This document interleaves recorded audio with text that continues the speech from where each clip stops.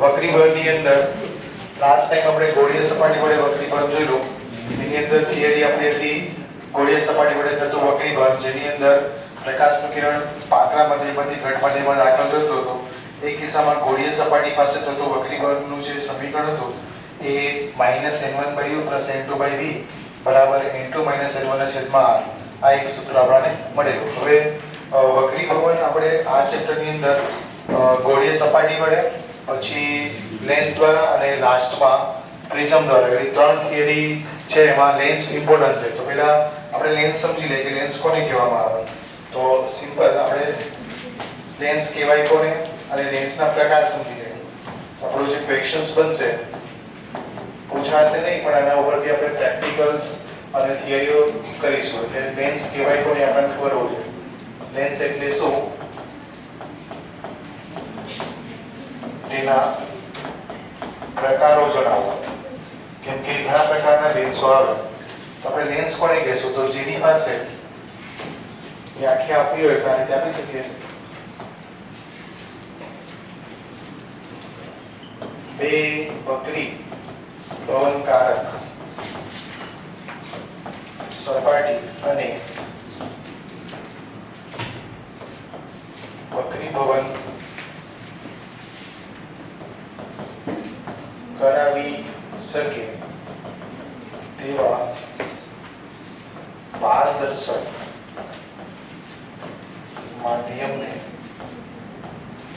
જો બે વક્રીભવનકારક સપાટી અથવા બે વક્રાકાર સપાટી અને વક્રીભવન કરાવી શકે તેવા પારદર્શક માધ્યમને આપણે શું કહીશું, લેન્સ કહે છે. હવે લેન્સના પ્રકાર, જો લેન્સ માટે ઓછામાં ઓછી એક સપાટી વક્રાકાર તો હોવી જ જોઈએ. એટલે લેન્સ માટે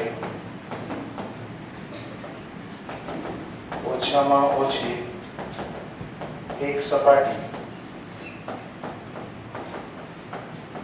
વક્રીભવનાકાર હોવી જરૂરી.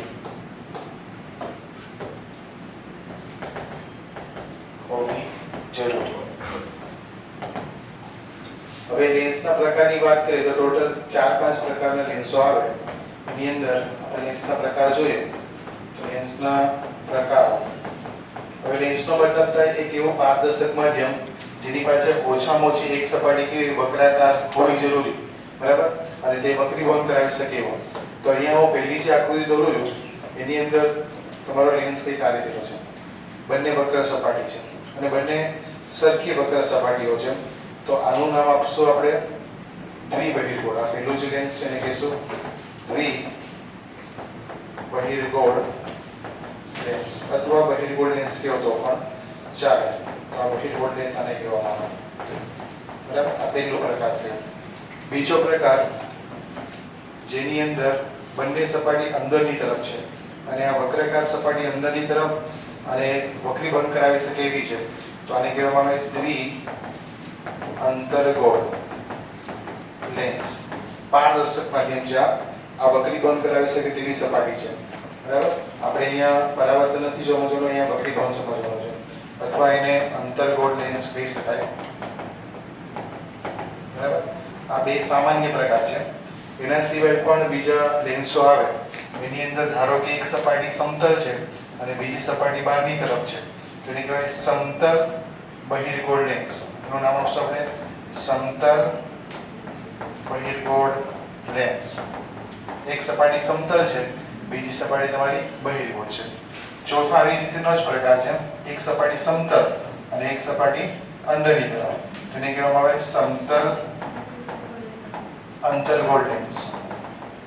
આ દાખલાઓની અંદર આવશે. અમુક દાખલાઓ છે જેમાં આપણને એક સમતલ અંતર્ગોળ અથવા એક સમતલ બહિર્ગોળ લેન્સ આપવામાં આવેલો હશે. પાંચમો પ્રકાર છે એને કહીશું આપણે મેનિસ્કસ. એટલે કે એક સપાટી અંદરની તરફ છે અને બીજી સપાટી બહારની તરફ છે, એને કહેવામાં આવે મેનિસ્કસ. ઓકે. અથવા અંતર બહિર્ગોળ લેન્સ. એક સપાટી અંતર છે, અંદરની તરફ છે, એક બહારની તરફ છે, તો એને કહીશું અંતર બહિર્ગોળ લેન્સ. તો આપણે લેન્સની વાત કરીએ તો જેની પાસે બે વક્રાકાર સપાટી હોય અથવા વક્રીભવન કરાવતી સપાટી હોય જેના દ્વારા શું થાય, વક્રીભવન થાય, એવા પારદર્શક માધ્યમને કહેવામાં આવે લેન્સ. તો જ્યારે આપણે પ્રેક્ટિકલ કરવા જશો તો ત્યાં લેન્સના પ્રયોગ હશે, ત્યાં વાઇવામાં પૂછી શકે કે લેન્સ એટલે શું, તમને જે ક્વેશ્ચન આન્સર પૂછવામાં આવે ત્યાં. તો પ્રેક્ટિકલની અંદર પણ તમારે આ ખ્યાલ રાખવો પડશે. લેન્સના પ્રકારની અંદર મુખ્ય પ્રકારમાં 2 છે, બીજા આ બાકીના 3, એટલે ટોટલ 5 પ્રકારના લેન્સો આવે, જેની અંદર આ 2 લેન્સોનો વધારે ઉપયોગમાં આપણે લેશું. ઓકે, આ નોંધી રાખો.